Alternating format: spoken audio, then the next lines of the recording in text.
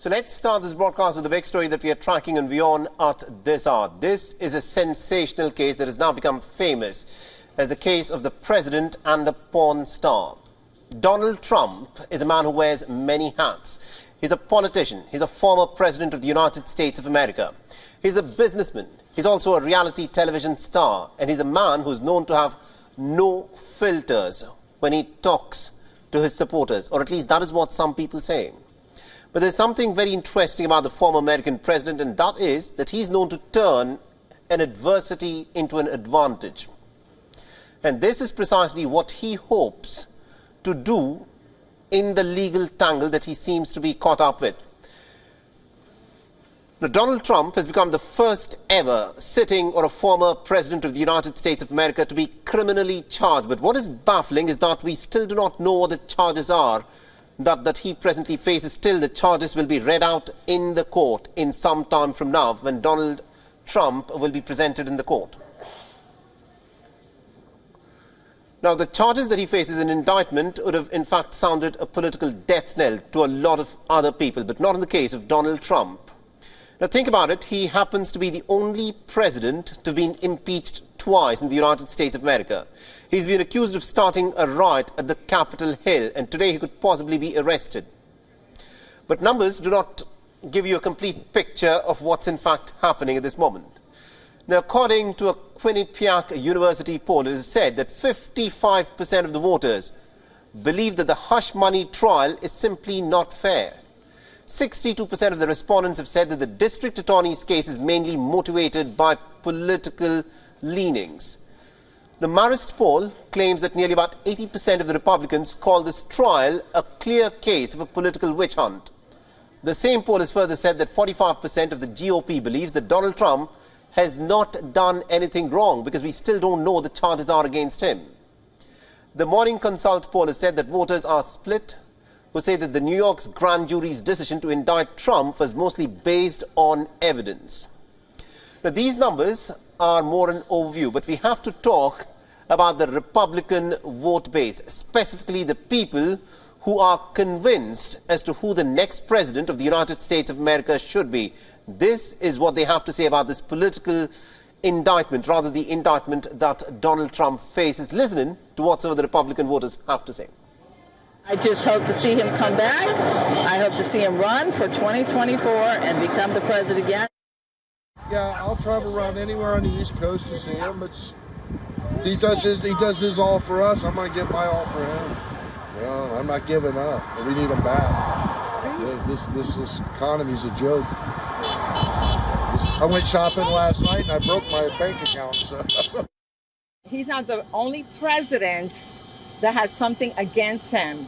Other presidents in line have done things and they still ran for office.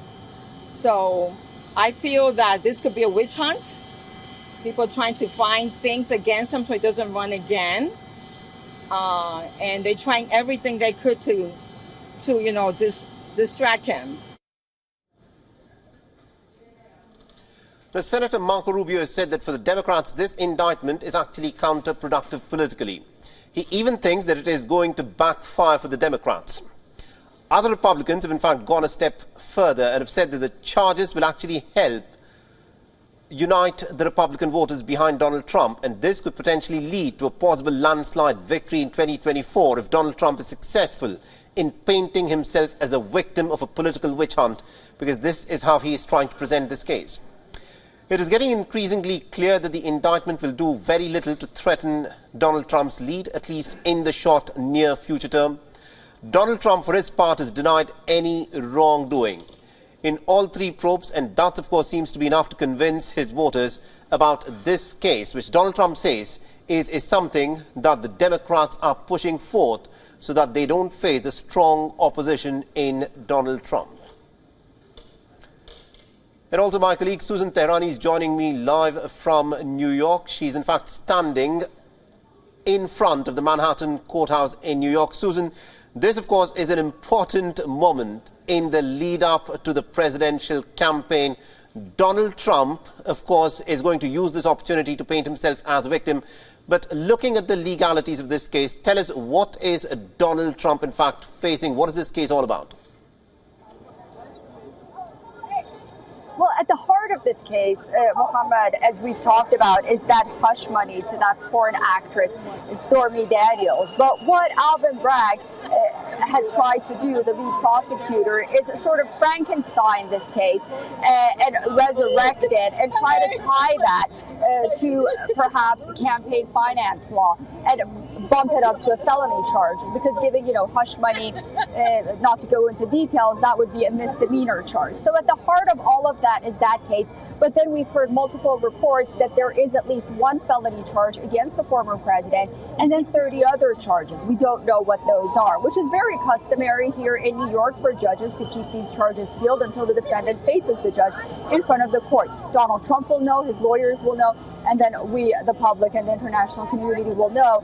And then after that, it's going to be an extremely lengthy process. It's not going to end here. First and foremost, the next 15 days, the prosecutors will have time to gather all evidence, including testimony and any kind of paperwork that they have, and they have to submit that to the grand jury. And then Donald Trump's lawyers will have an opportunity to grant motions regarding the charges against him. Absolutely, indeed. Susan, do continue to stay on with us, because this, of course, is a crucial moment, because in some time from now, we'll, of course, see Donald Trump walking into a courtroom pretty soon. Never before in America's history has a president faced a criminal charge such as this. Donald Trump is the first ever sitting a former American president to be criminally indicted. And our next report gets you more details as to what will unfold in this case.